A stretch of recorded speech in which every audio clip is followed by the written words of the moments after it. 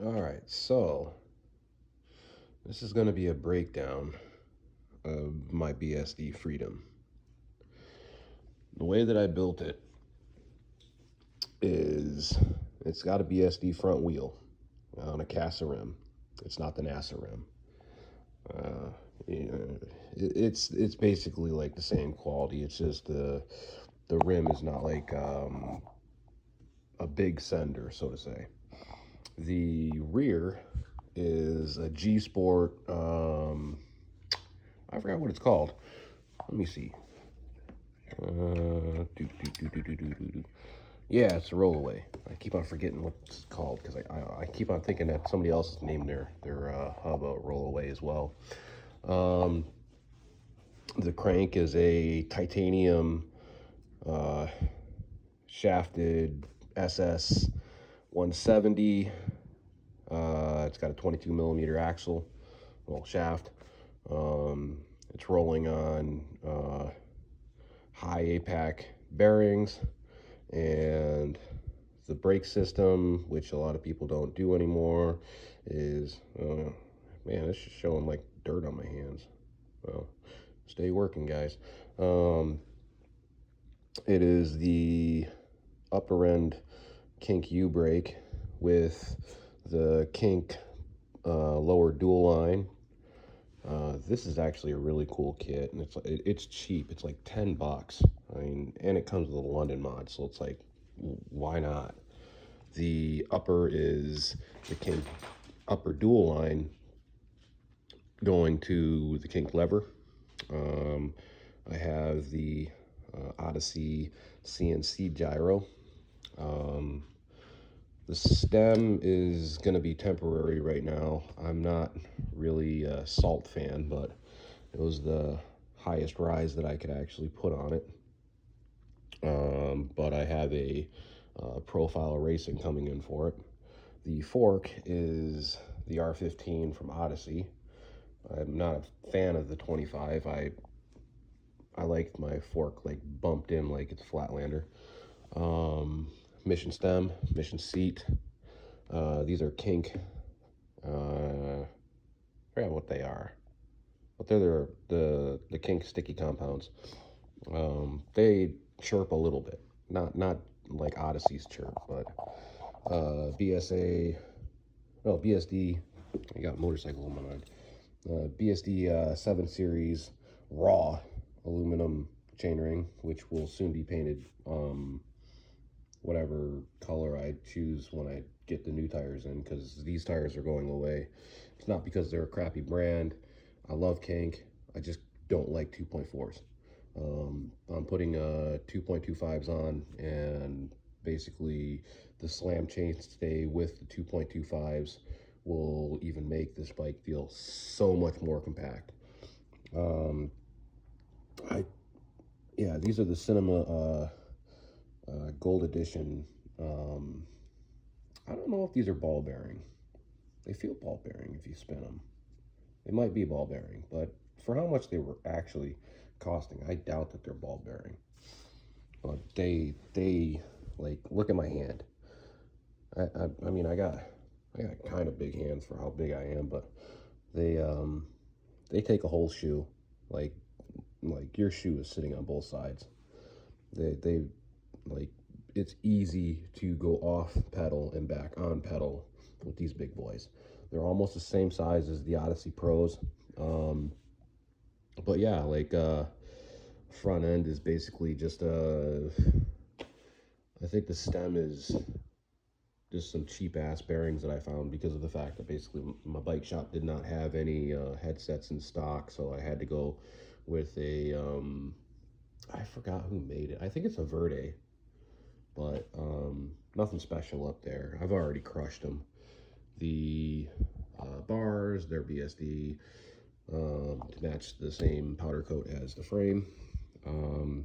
They didn't have the fork in stock, but I would have still went with the Odyssey anyways. The Vans grips, obviously, love these things. Like they got the best grip of all the grips I've ever used. And I do run PVCs, but I was doing concrete grinds the other day, so I had to put the steelies on. When I do run the PVC cult pegs, I run 4, but because of weight, I only run 2 steels because it gets pretty extremely heavy. And I'm an old guy, so I can't really like pop a bike as well as I used to be able to. The G Sport is on a widespread mission on a rim. Most people will understand that it's basically one of their cheaper rims, but not too many companies are making a widespread anymore. And widespread is really great for the rear wheel because when you're doing your hops, you know, like 180s and 360s, if your spokes are further apart, you have less tendency of flexing spoke. And spokes are supposed to flex, but when they're tight together like the Casa rim has, the front wheels never usually get that much kind of, because when you land on your front, you're usually landing in line with your motion of going, unless you're about to biff. But the rear is always landing kind of off sides a little bit, so you get side to side like movement. And having a widespread prevents you from having to constantly tighten your spokes, which I don't really mind because I always basically go to spots with a full toolbox with me that has basically a bike shop in it. As for brake pads, I'm running the Mini Ghosts from Odyssey. I love those. The brake pads that came with the kink brake package, I think they were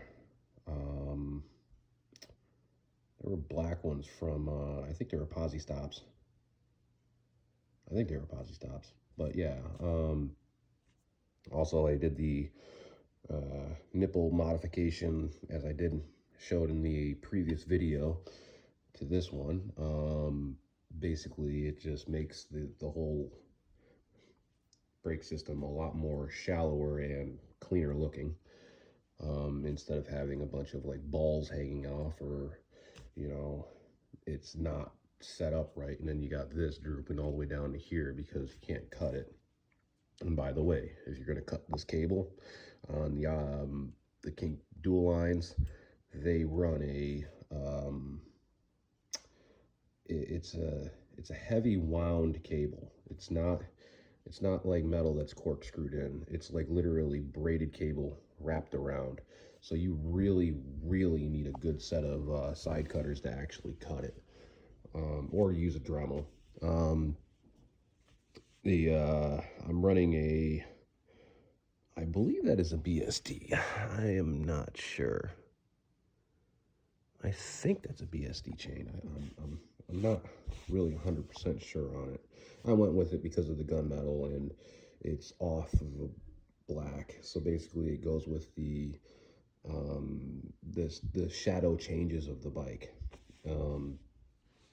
Preferably I would have loved to make that in gunmetal, but I might end up getting alloy rim for automotive, top coat, so to say, in gunmetal, so I can make that into a gunmetal clear, and that'll be really great. All of the lettering on it is embossed, so it shouldn't be an issue. The one thing that I will say, for people that are thinking about getting titanium cranks, is do not get a 5 1/4 or a 5.75. Get the fucking full 6-inch. If your bottom bracket is wide enough to accept that, like literally these bolts on both sides are pinned right to it, and there's no side to side. I mean, literally it's just a smidge too tight, and that says a lot because it's a 6-inch fucking like it's 6 inches long, so it's a pretty big freaking crank arm. I mean, not crank arm, but a spindle. As for all of that, I'm not running any fancy tubes or anything. They're pretty heavy. I like a heavy tube myself anyways, because I do like to have the the whole wheel basically absorb impact a little bit better. And the problem with those orange tubes is you have no bounce recoil. Basically, they don't absorb anything. It's kind of like basically putting sound absorption on your wall. The thicker it is, the better it's going to work. And these are thick ass tubes. They only weigh a little bit more. I mean, everybody screams about rotating mass and shit, but it at the end of the day, basically, they all put heavy ass tires on anyway, so it doesn't really matter. But yeah, this is the BSD Freedom. This is its final. I mean, it's I don't know if it rotates.